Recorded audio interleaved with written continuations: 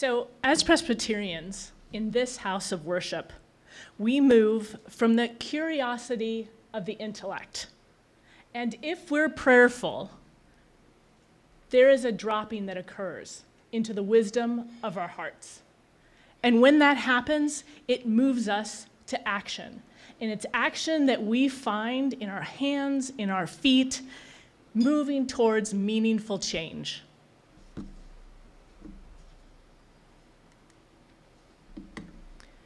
Racism took root because it benefited those in power. Once established, it was reinforced by the laws and the cultural beliefs over time. Forest Hill Church was no different. It was built on land with restrictive deeds, reflecting our legacy. By acknowledging the past, we can better understand the present and break the cycle. In so doing, we create space for meaningful change and for healing.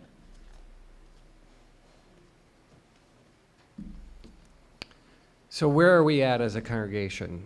Just so you know, many of you are from the Forest Hill Church, but for those who are not, we have a long history of being committed to social justice and to work in the community around that theme.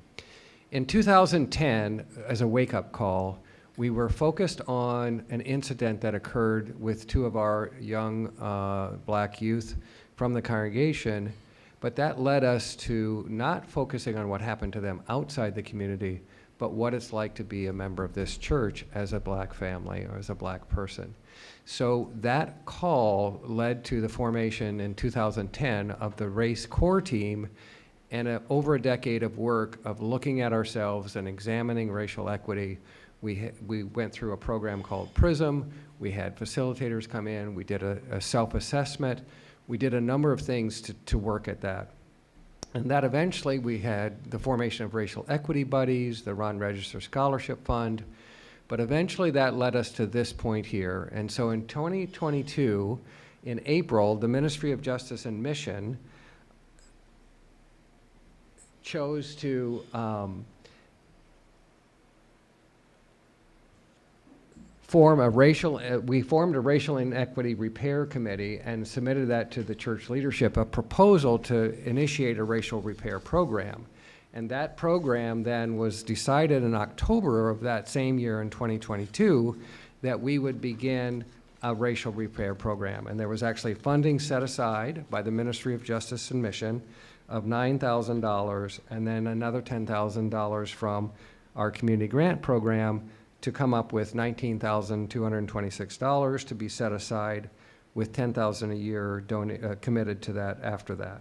So the Racial Repair and Restoration Task Force, which I introduced earlier, was created in 2022, and we have been working pretty persistently. We've probably had 75 meetings since that time.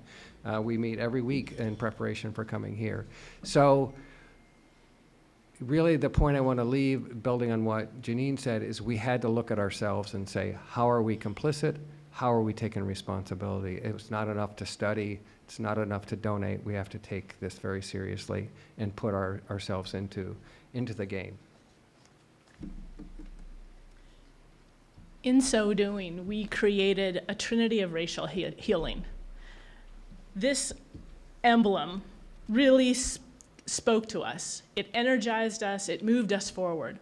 It recognizes acknowledgement, which truly means recognizing the truth. Repentance involves turning away from harmful actions and a turning toward the embrace of growth and love. And finally, repair, recognizing that the work of mending what is broken is critical in our process. At the end of the day, all three of these are in motion at all times in this congregation.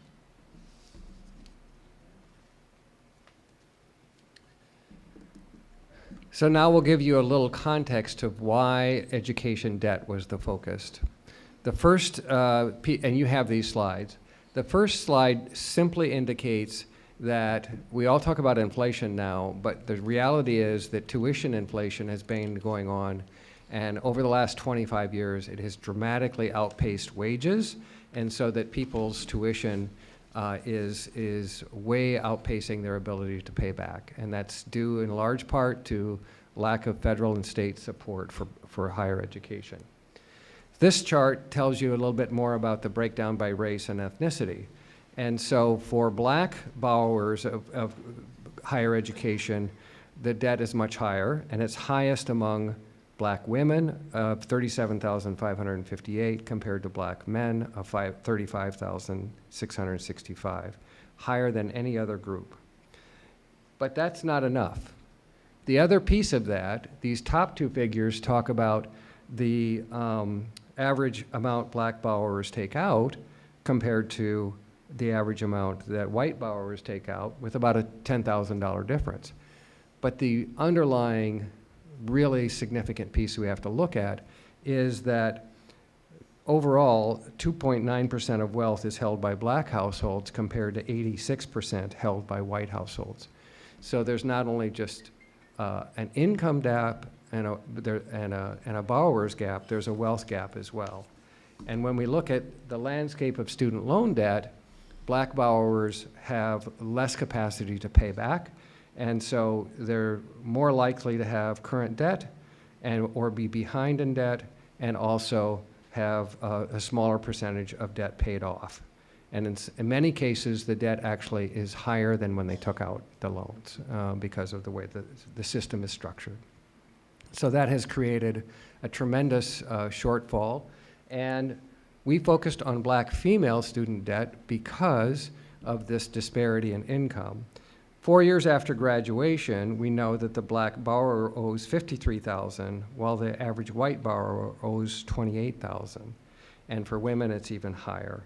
And college-educated black women earn 10% less than college-educated white women, and 34% less than college-educated white men. And then finally, the Roosevelt Institute study showed that canceling of $50,000 on student loan debt per borrower would actually increase immediately the wealth of black Americans by 40%. The other piece that we looked at was, I'll just put a word in about this, is housing.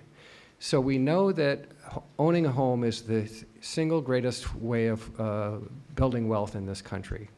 If you are saddled with college debt, you cannot afford to pay a mortgage. You're paying a college loan instead of a mortgage. And so that's why we focused on black females in Cleveland Heights.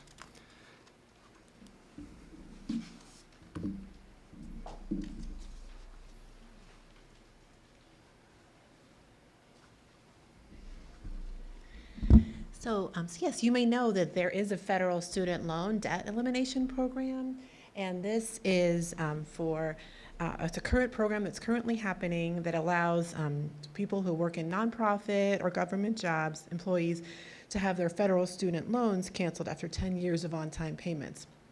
Unfortunately, though, this is still a really big burden. For those 10 years, that still impacts your ability to buy a home and maybe have a child or get married, all these other different things. So it really doesn't help help students graduates in the moment. It really takes a long time in order to get to that point. And then a federal court issued an injunction on other potential federal student loan forgiveness programs, unfortunately.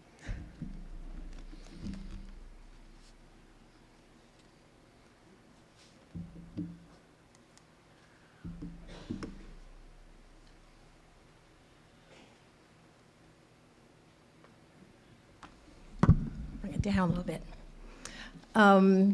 As you have heard, as Mark mentioned a little bit earlier, we did get initial money from the church, and then this past year, session voted to give us additional $10,000, and we're hoping that that will be each year. What are the other possibilities for funding?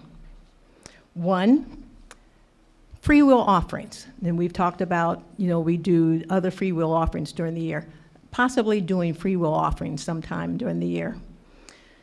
Also, we heard before, and some of you may have heard this before, the copyright rights for gospel music possibly every time we sing a gospel song, there is a certain amount of money that is set aside to go into that fund, just for that reason. Approaching the presbytery, and we did learn in the last few months that there is a fund with the presbytery called the Vision Fund that we will be looking into shortly to see about getting additional funds for our program. Session requirements. Definitely a commitment to racial healing that requires continuous engagement in the areas of acknowledgement, repentance, and repair. Responsibility to this program that is owned by Session and given to a ministry to oversee. Yearly conversation to determine the financial commitment with a recommendation of $12,000. In the past, we've asked for 10. We've been very happy with that. We understand that for our church and most churches, there's always a financial problem. We have operating budgets that we have to adhere to. We also know that in many congregations, and ours is no different, there's a dwindling population. So, but we are hoping that not only does this money come from Session, we're hoping that this congregation will think at some point that this program is one that we want to be a part of. And I think that we have certainly gotten contributions from this congregation this past year. I hope that we will think that this is something that we want to continue and that we want to be a part of. Thank you. As Sonji comes up, I just want to emphasize the point that I think you made, Reverend Germain, that this is a responsibility. It's not a gift. It's not a donation. And so we worked very hard with the session, the leadership body, the decision-making body of this congregation, that this is a congregational commitment. It's not something that people are doing as a voluntary gift to the congregation. Although those are welcome. We're not going to turn down any money. How unusual. I have to say, I am so excited to be a part of this initiative. But more importantly, I am so proud of Forest Hill. I think that we are one of the few churches, I mean, you did mention one, but we won't go there, in the nation that's taking this initiative. I think that we all need to just give ourselves a pat on the back. We thought long and hard, and we really prayed on, we prayed on it in terms of who do we give this money to, and what we looked at, what is going to make the greatest impact on this community that has a history of inequality. And that was the decision to actually pay the loan of an African-American female. Now, I did try and put my name in the hat, but they said there would be some issue with that. I do have debt. I am an African-American. I thought I met all the criteria, but anyway, I don't want to go there. But we believe that this will make the greatest impact on our community, because that woman, you're going to allow her to change her life. You're going to give her the freedom to actually get the type of housing that she deserves, the type of job she deserves, but more importantly, it's going to create generational wealth. She's going to be able to educate her children in the way that she wants to and desires to. So that gift doesn't stop with her, but it goes to her children, her grandchildren, and the children beyond. Because many of us are in a position where our parents did not have that to give us. They didn't have that type of legacy to give us. And that's what we're doing this is the first female, but this is our start. And I remember we had a session here, and sometimes problems can be seen just overwhelming. But he said you take the way you eat an elephant is one bite at a time. And so we have to approach this as one bite at a time. And this is why we chose an African American female that lives in Cleveland Heights, that she has, that she's already finished her first degree, but this will allow her to go on, and it could be Dr. somebody, and her children to have that type of opportunity. So I'm excited. I'm excited that this program will go forward and that we will make a huge change, and not just the life of the female, but the life of her family.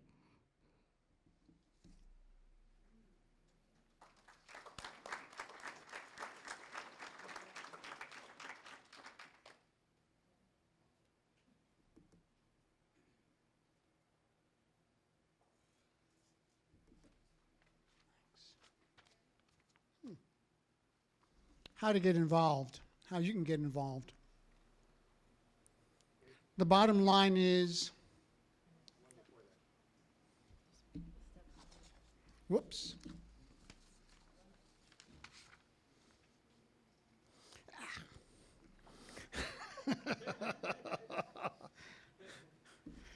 I'm skipping that. I want to talk about what you can do and what we need to do. We need you. We need your wisdom. We need your energy. We need your ideas.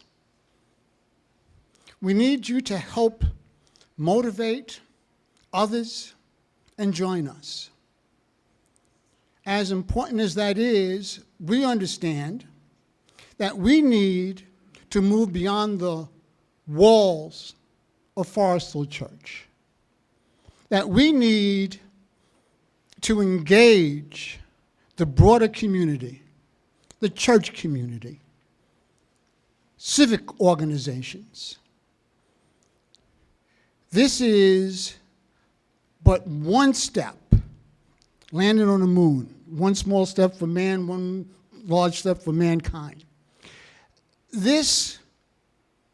What we have done is truly historic. It is the first racial repair program in the presbytery. It's the first racial repair in the county. And I believe it's the first racial repair in the state. The question is there commitment to keep it going, to grow it? And we have to answer that affirmatively. And the question becomes, well, how do you do it? There's any number of ways. Obviously, we need money, but we need people to join with us. If you're interested at all, you know who we are. Stop one of us before you leave. Say, I want to be involved in the task force. Because again, we want to move it beyond Forest Hill Church. Do you have a church that might be willing to help? It may not be able to give $10,000. It may not be able to give $1,000. But can it give $500? What can the church do? What can you do? You have to get involved. Otherwise, we would have done something remarkable. But boy, we have planted a seed. We have planted a seed. And that seed has grown to be this little flower that has budded. The question is, can we plant more seeds? Can we do more than one or two black women? And the only way that's going to be possible and feasible is if other churches join. You know, and it doesn't have to be a Forest Hill initiative. It's a racial repair initiative. So the presbytery, we're in the presbytery. It would sure be nice if some of the churches in the presbytery said, you know what? We want to at least talk about it with you. But if they don't, we'll go without them. We're going to move. We're going to move. And we're asking you to join us. So that's my statement.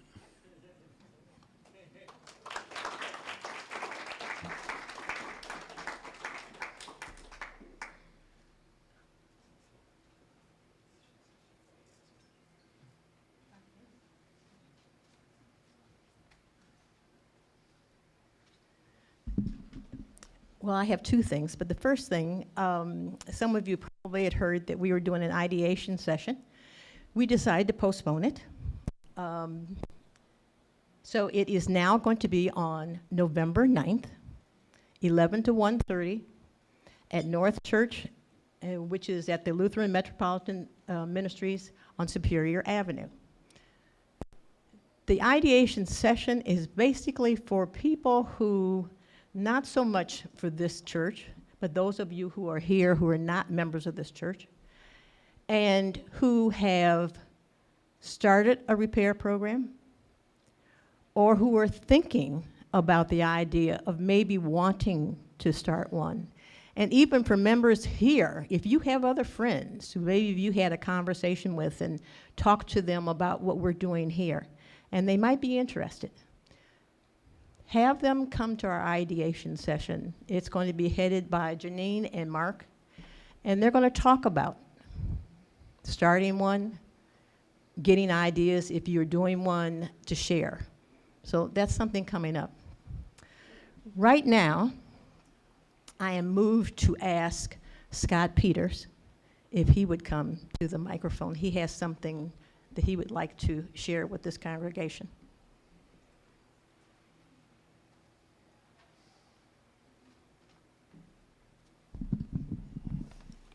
Good evening.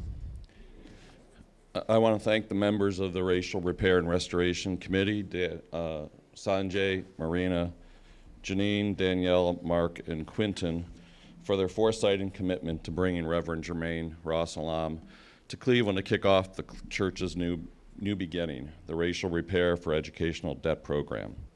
I also want to commend our session for its courage and commitment to racial equity work and promoting justice throughout the church and our surrounding community. In answer to Quinton's question, what can we do? Tonight I'm pleased to announce on behalf of my mother, Rosamond Peters, and the Peters family that we're making a gift of $10,000 to support Forest Hill Church's educational equity program.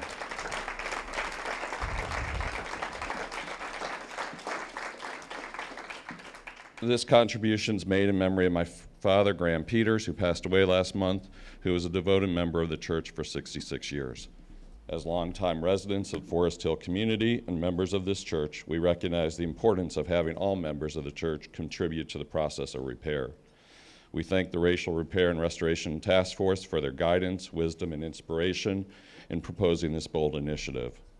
My father moved to Forest Hill community in the early 1950s. As a teenager, he searched for a religious and spiritual home and was drawn to the vibrancy of FHC. Later, he convinced his parents to join the church. Throughout his life, my father served this church in various capacities as an elder, a member of the Board of Trustees, and its longtime treasurer. Both my father and my mother have been actively involved in and supportive of FHC's social mission. As such, the Educational Equity Program's goal of creating greater financial equity for our Black female college graduates aligns well with their lifelong commitment and advocacy for the value and power of education. As a family with deep roots in this community, we hope this contribution helps to firmly establish the Racial Repair for Educational Debt Program as a central commitment of Forest Hill Church for years to come and inspires others to join in this crucial endeavor. Thank you.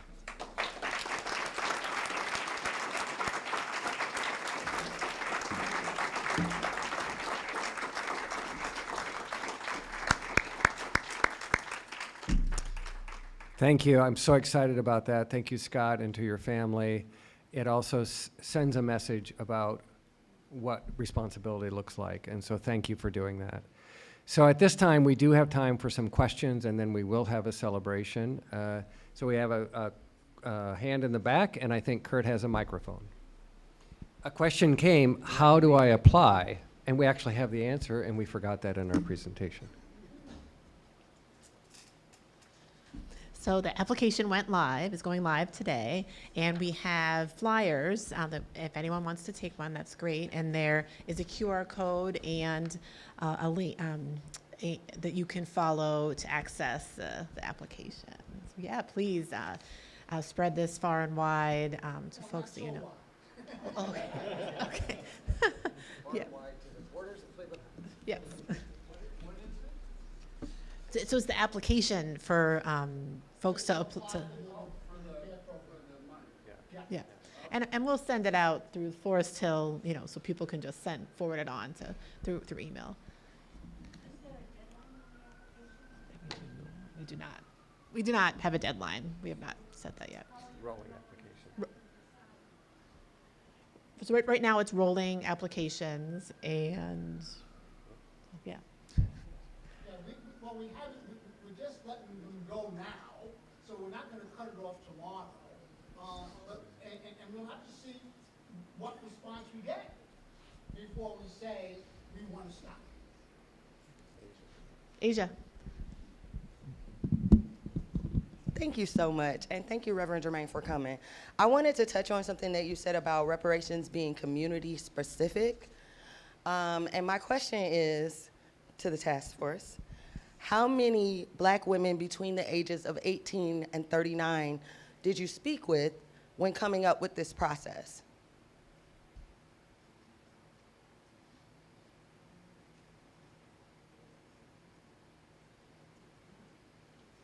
I don't think we spoke to any particular. Your granddaughter. I'm sorry? Oh, either way. Wasn't your, Yeah, Huh? I thought it was Sonji or Marina's granddaughter they talked to. of course I do.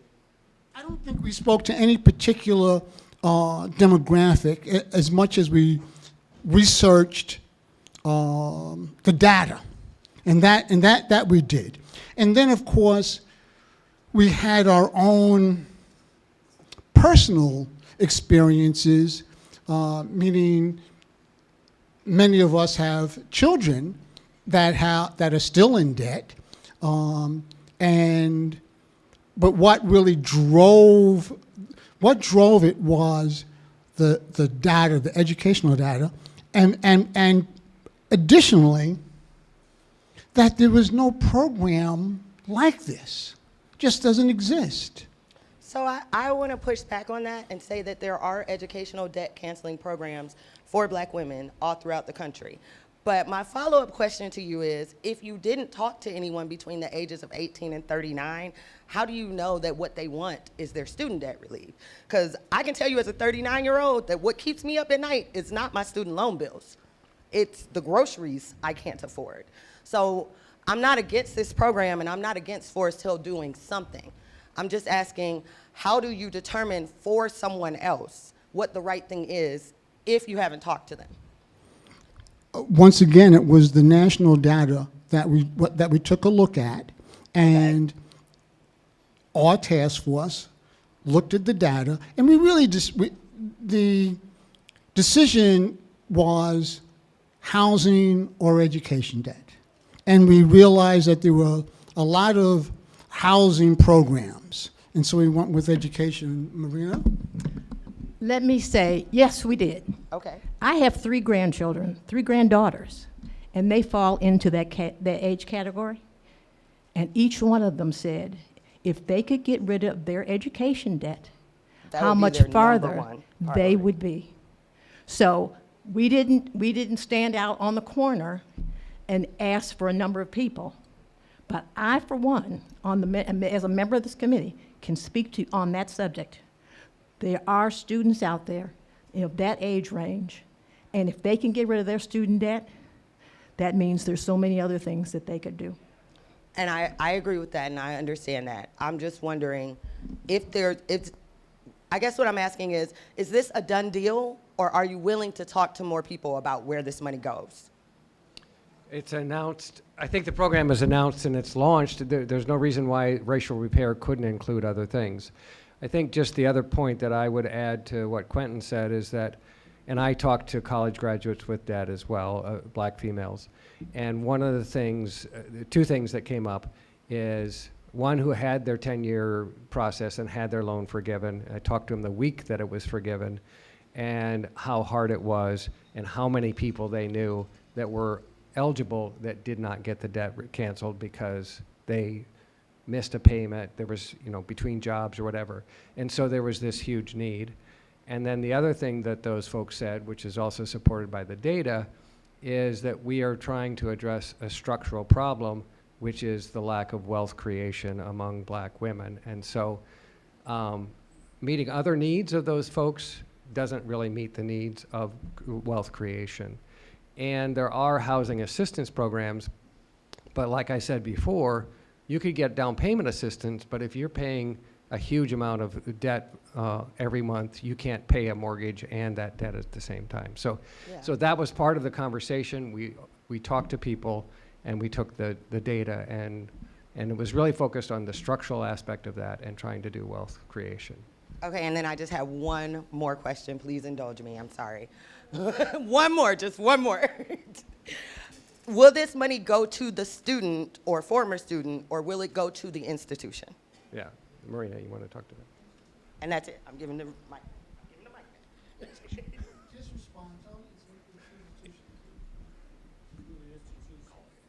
It will go to the institution, and we've also, you want to speak to it, Marina? We'll also made sure that we've done the research that in the state of Ohio, that will not be considered income that they have to pay tax on.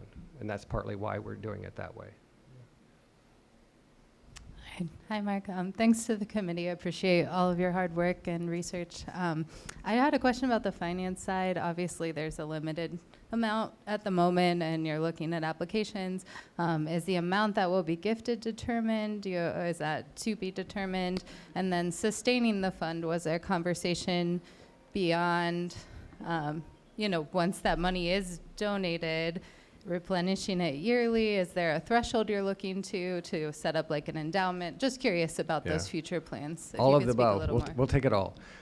This slide talks about it. The debt that we're looking at is between $35,000 and $75,000, and that was based on average debt that there is and not having so much debt that the young person, the applicant, we wouldn't be able to pay it off. And so this seemed like a reasonable amount within the range of what an average debt is. And so, and the idea is once that's paid off, we will then move to another applicant. And it could be that if there's enough funds, we could do rolling. We could have paying off one at an annual basis and starting a new person as well. So as for endowment, yes, that would be very important. So.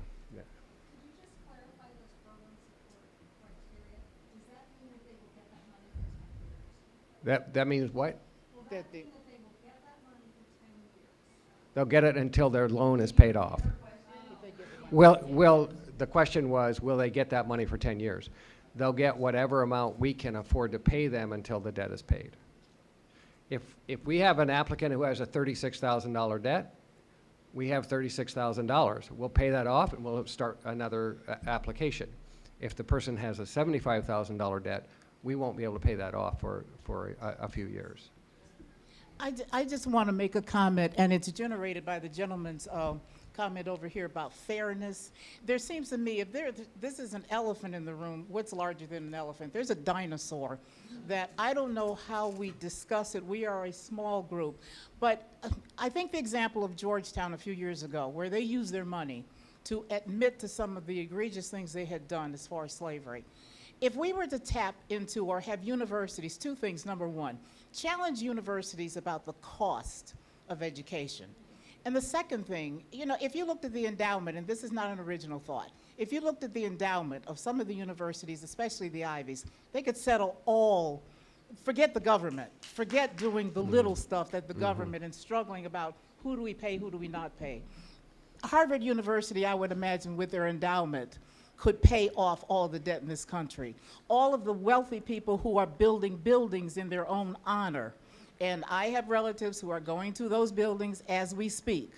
But to me, that there is a dinosaur that we need to start eating, which is challenging why this situation exists. And it's kind of like reparations. We know why, but that's not, we're going with the little bites instead of the big gulps. So I just think that there's, Yeah. it's not, maybe it's not this organization, maybe that's too big for us, but there has to be at some point a discussion about why we are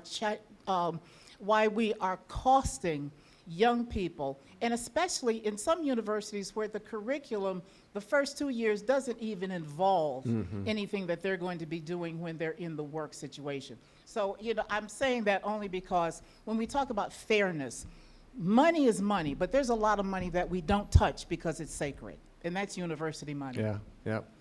I agree, 100%. And one of the takeaways for me tonight is this slide from Reverend Germain. Repair must prepare people to inspire the nations to make reparations their priority. And I would add to that, to large institutions to make repair. This is so symbolic. We're only able to address the needs of one person at a time right now. But this is a huge problem, and it should start consciousness raising about institutions, our institutions in our own community, institution I work for.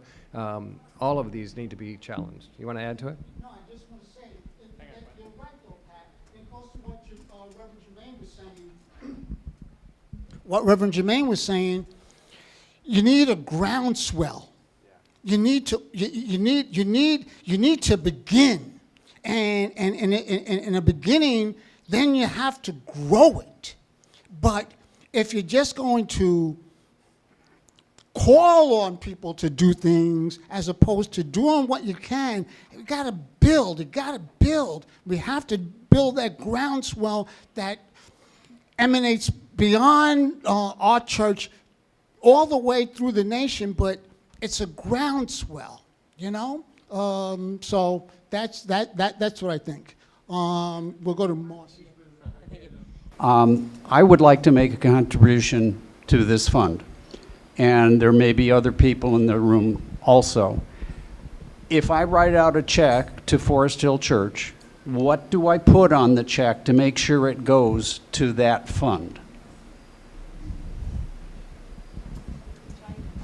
So all checks can be made payable to Forest Hill Church with racial repair in the memo line. Thank you. Awesome. All right.